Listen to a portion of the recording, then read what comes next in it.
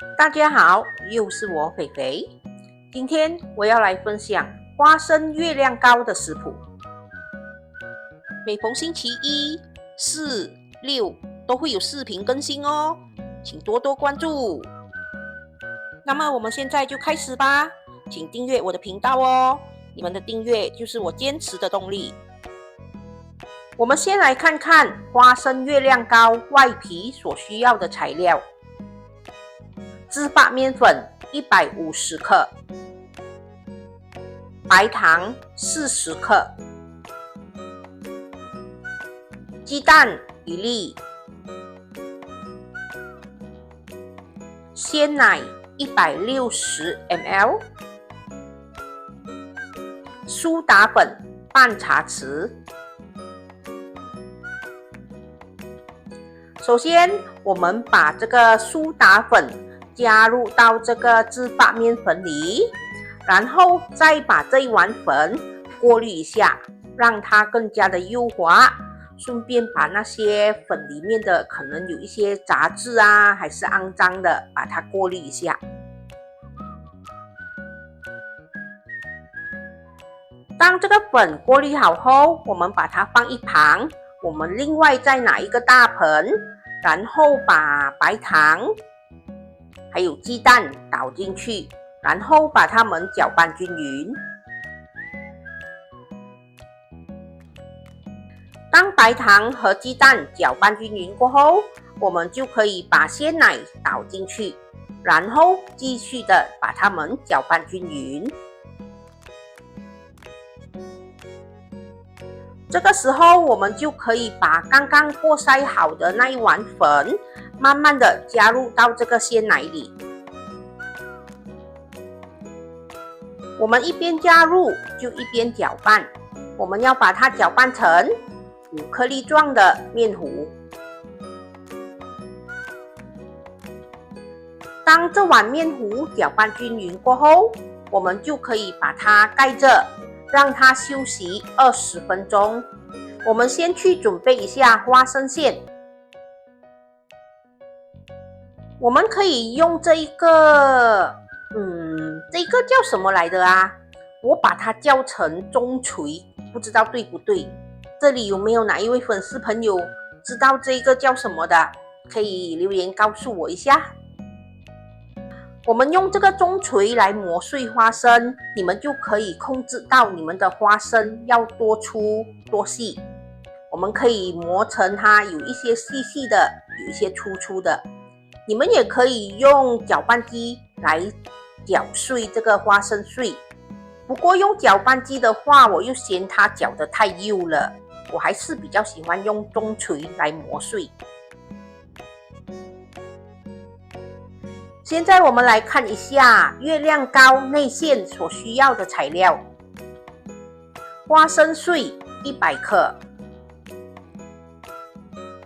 白糖30克，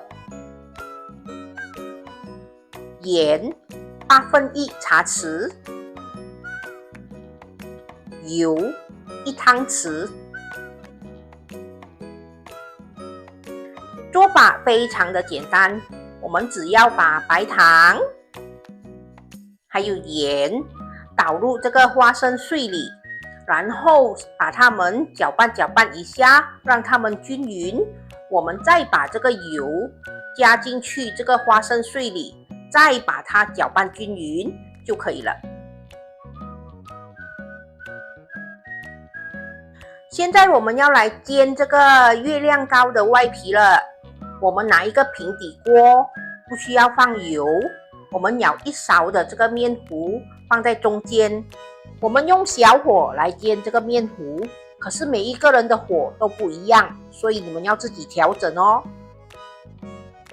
慢慢的，我们会看到这个面糊的表面会出现很多小洞，我们不要移动它哦，我们让它慢慢的煎，把它的这个表面的面糊全部煎到干了，没有湿湿的，我们就可以直接把它拿起了。不需要翻面哦，我们就直接把它拿起就可以了。我们就可以在这个面皮里放上我们的花生馅，要放多放少，你们个人喜欢哦。最重要就是这个月亮糕可以合得起来。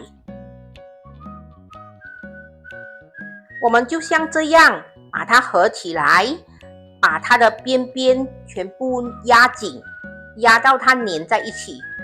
如果它合不起来，还会再张开嘴巴的话，我们再捏多它几次，捏多几次，它就会合起来了。这样我们的月亮糕就完成了咯，是不是很容易？我们一旦把面糊倒入平底锅后，我们就不能翻动它了，我们要一直把它煎到表面很多小洞，然后完全干身，我们才可以把它拿起。不能够煎到一半，把它翻开来看一下煎得上色了没有。一旦你把它翻开来过后，它的表面就会煎到那个颜色不均匀，不好看的。然后我们的火也要调得刚刚好，如果太大火的话，面皮表面它就会烧焦了。可是如果太小火的话，它就会煎到白白的，还不够上色，又不好看。就像这一个，它就是开到太小火了，它的表面还没有煎到够上色，白白的，不好看。其实今天的月亮糕没有什么重要的温馨提示啦，最重要就是火候要掌握得好。太小火，那个面皮就煎得不够金黄色，不够上色，不好看。太大火呢，又怕它会烧焦。因为我们不能够煎到一半就把它翻开来看下它的底部煎得美不美，上不上色。因为一旦你把它翻开来又再放回去煎的时候，它的底部的颜色就会上色的不均匀，也不好看的。今天的温馨提示就大概是这样咯，火候要掌握得好 OK， 完成喽！这就是我今天的作品花生馅月亮糕。大家有没有觉得这个糕点很特别，很少见？到目前为止，我好像只有在东马的古晋才吃过这个糕点。那个卖糕点的老板娘跟我说，它叫月亮糕，可是我也找不到太多它的资料。厨师肥肥告诉我，他的母亲说，这个糕点在古晋叫做鸭板，应该是客家话吧，叫做鸭板。可是华语呢，就不知道叫什么名了。这里有没有哪一位古晋的粉丝朋友，还是有看过这个糕点的粉丝朋友们，知道它的华语名叫什么吗？你们可以留言告诉我一下哦。其实这个月亮糕的口感吃起来就像慢煎糕的口感，或者说是像铜锣烧或者 pancake 的口感，都一样的，就差不多是这种口感。如果你们里面的馅料不要包花生馅，你们也可以把它改成红豆泥或者是奶油玉米，也是可以的，没有问题。你们看这个的颜色就叫上色均匀，好看。这一个呢就煎的稍微白了一点，没有那么好看，没有那么上色。这一个呢就上色不均匀了，不美丽。总的来说，今天的月亮糕还是成功的，好吃。我下一个视频呢会分享如何煮这个罗家酱。虽然罗家酱满街都有的卖，可是自己熬煮也比较有成就感嘛。有了这个罗家酱，你们要搭配什么都可以，可以配豆腐啊，配水果啊，还是配鱿鱼瓮菜都可以。大家对这个罗家酱有兴趣吗？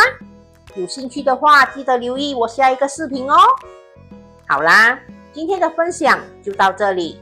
大家记得要帮我点赞、留言，订阅和分享哦。谢谢大家。